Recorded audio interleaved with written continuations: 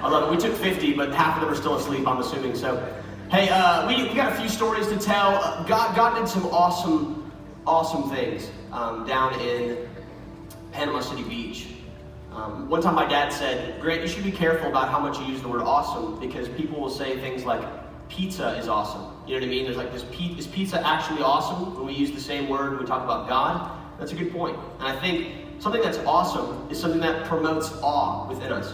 Amen. And this week at camp, we saw a lot of moments that were awesome, where God did some incredible things that we thought were unimaginable and unreal. And it's something that we're celebrating today as we're here. So I'm going to have a few people come down. My first buddy is Lawson. Lawson, come on down safely. Don't fall. I love it. Give a shout out to Lawson here.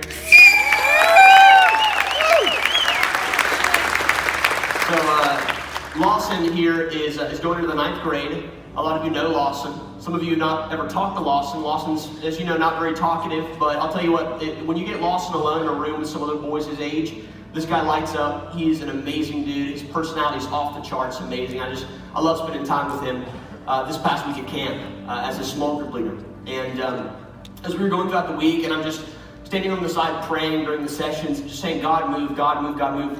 Towards the last session, I think it was session 6 or session 7, there were a ton of them. And I was like, God, just move the session.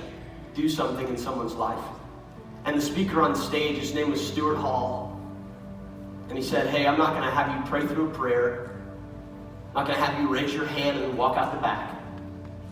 He's like, on the count of 3, I want you to stand up if the gospel this week made sense to you and you want to follow.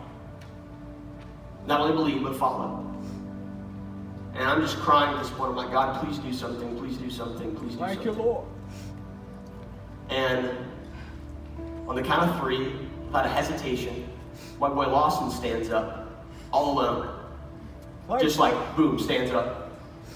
And this kid is shy, he's more introverted. Like I said, once you get to know him, he's a bucket of personality. But just for Lawson to stand up on his own, just to say, yo, I want to follow Jesus. He's my king, he's my Lord. And I just started weeping as I ran to him in the crowd and just hugged him. And it was just an awesome moment, wasn't it, Lawson? And so we had a conversation afterwards where he was like, Grant, I've had moments where I've raised my hand or I've done it out of obligation or my friends were doing it, so I felt the need that I should. But he's like, it's never really clicked in my heart as to who Jesus is. It's never really clicked for me until this week.